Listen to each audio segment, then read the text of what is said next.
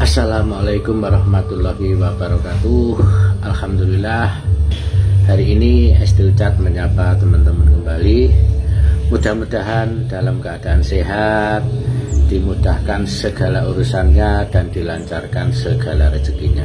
Amin, amin ya robbal alamin. Dan terutama buat dulur-dulur yang lagi sakit ya, para jamaah SD-nya dimanapun berada, mudah-mudahan diberikan kesembuhan, diangkat penyakitnya oleh Allah Subhanahu wa Ta'ala. Amin ya robbal alamin. Oke, menyikapi fenomena yang saat ini sedang terjadi ya, banyak banget di kolom komentar netizen, haters atau apapun ya, channel-channel yang menghujat Gus Idam. Jadi ini sudah di luar di luar nalar ini saya pikir ya. Jadi sampai ada yang bilang bahwa Gus Idam itu menjual agama, berdagang agama, mencari rezeki lewat agama. Masya Allah, ngajinya katanya nggak bisa ngaji, nggak pernah baca kitab, kan seperti itu ya. Ini banyak banget yang tidak tahu itu dari golongan apa ya, apakah mereka itu orang Islam apa bukan ya. Nah itu kalau kita lihat ya, justru yang ikut ngaji Gus Idam itu loh bukan hanya dari kalangan Islam saja ya, yang ikut ngaji juga dari kalangan non muslim juga ada ya. Dari kalangan yang paling bawah sampai pengusaha, sampai kalangan atas pun juga banyak yang ikut ngaji Gus Idam. Nah, ini saya sayangkan. Nah ini yang komen ini misalkan ini benar orang-orang Islam ya, masa orang-orang Islam mengatakan Gus Idam itu seperti itulah. Gus Idam itu loh orang Islam, Gus Idam itu ngaji, berdakwah, mengajak kepada orang-orang untuk berbuat baik. Jadi sampai saat ini pun masih terus berlangsung ini ya. Tidak tahu apalagi akhir-akhir ini ya. Akhir-akhir ini justru semakin banyak, sampai kemarin itu Gus Idam mengiyakan, iya enak jualan agama, semua datang, barang-barang datang, mobil datang, kon kalungan kulkas ya. Jadi ini Gus Idam kalungan kulkas loro kanan kiri lek kurang kon gue pasangin, kon kemplok pasangin. Saya kira ya bener juga kayak gitu ya. Itu guyonan, candaan, tanggapan yang ditanggapi yang nggak usah ditanggapin serius ya. Kalau saya seperti itu, ditanggapi sambil ngopi aja. Bismillahirrahmanirrahim. Saya juga banyak di komentar-komentar itu yang mengatakan Gus Idam tidak bisa ngaji, Gus Idam penjilat apa itu, masa Allah. Nah terus sekarang netizen atau yang komen-komen jelek, atau orang yang bikin channel yang mengatakan Gus Idam macam-macam itu, apakah mereka itu sudah berbuat baik? Apakah mereka itu merasa paling hebat ya, merasa paling pinter ngaji, paling pinter pondok, paling di pesantren, apa seperti itu gitu loh. Jadi saya itu juga kadang heran juga ya kan. Ya kalau orang mengajak kebaikan, berdakwah, masa orang yang berbuat baik, orang yang seperti itu masih dihujat, itu loh.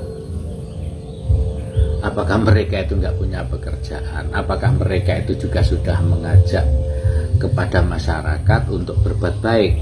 Itu kan seperti itu, harusnya kan seperti itu. Introspeksi diri lah, introspeksi diri. Nah kalaupun yang mengatakan Gus Idam itu menjual agama, menjual inilah, Gus Idam itu loh nggak pernah minta-minta ya kan. Gus Idam itu nggak pernah minta. Kalau para jamaah ngasih ya, jamaah ngasih karena merasa seneng, merasa nyaman, enak ngaji dengan Gus Idam, terus ngasih sesuatu kepada gurunya atau kepada kiainya, kan juga tidak masalah. Gus Hitam juga tidak maksa, kecuali Gus Hitam itu narjet, wah aku tukokno mobil, tukokno lain kan, kecuali Gus Hitam itu seperti itu. Gus Hitam kan tidak pernah minta itu kan. Gus Hitam itu nggak pernah minta. Teman-teman itu kalau tahu santri di sana itu loh makan sewalai, makan sakpol-pole, bayar hanya 300.000 itu, coba bayangkan ya. Dan teman kemarin juga pernah lihat kan, Gus Hitam dikasih amplop Pak Nurkalis itu sampai tidak mau.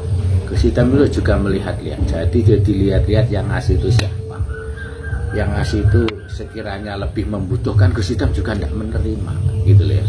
Kecuali yang memberi itu adalah orang-orang yang sudah berlebih, hartanya sudah sisa lah, intinya untuk kehidupan sehari-hari sudah lumayan lah, itu kan seperti itu.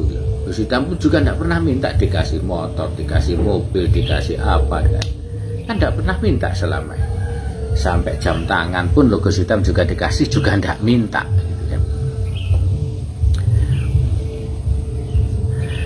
Kenapa sesama orang Islam ya kan, kita sama-sama orang Islam justru saling menghujat ya kan, kok tidak saling mensupport ya kan. Seharusnya ada anak muda pintar ngaji, bisa mengumpulkan ribuan jamaah, ribuan masyarakat untuk belajar ngaji ya kan. Nah itu kan seharusnya didukung kan.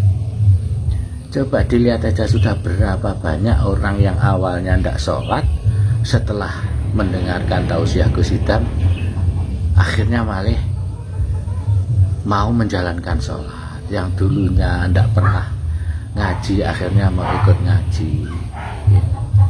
Yang dulu awalnya pemabuk minum, akhirnya setelah tahu dirangkul Gus Hitam akhirnya banyak yang berhenti minum. Itu kan sesuatu yang luar biasa, sesuatu yang justru perlu diapresiasi, bukan malah dihujat. Itu yang seharusnya dilakukan oleh para netizen. Sadarlah ya, sadarlah.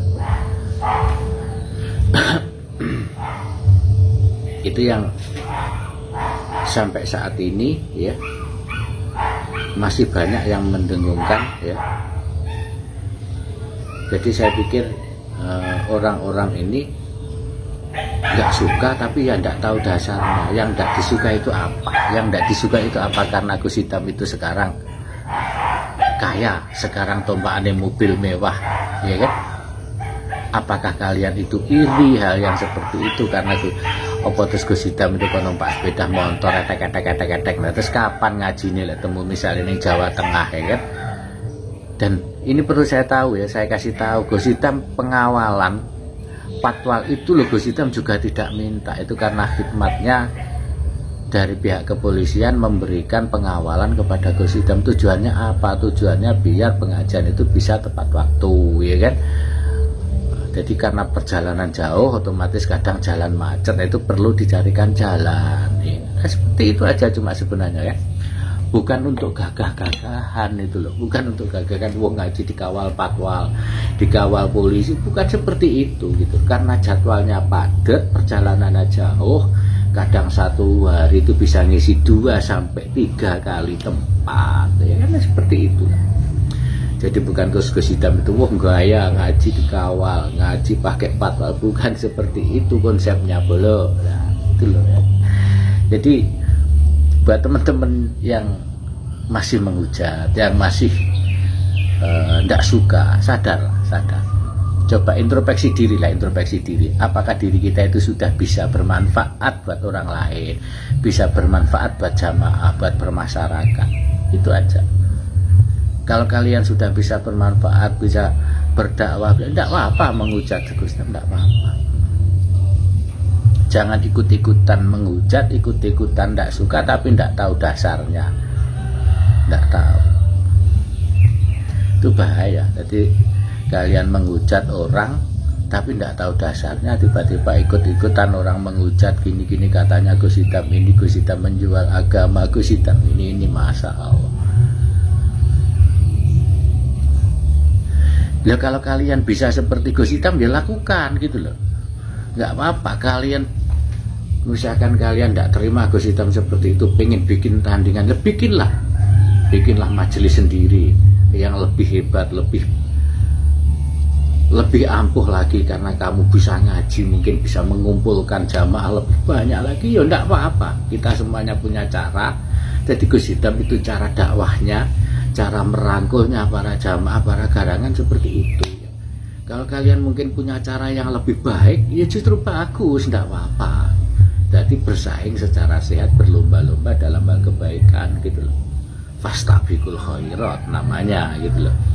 Bukan bersaing dengan saling menjatuhkan. Nah, ya, kecuali Gus Hidam itu ngomong ke sana sini menjatuhkan ulama, menjatuhkan masyarakat, itu lain. Gus Hidam itu tidak pernah nyenggol siapa-siapa, juga tidak pernah ngolok-ngolok siapa-siapa.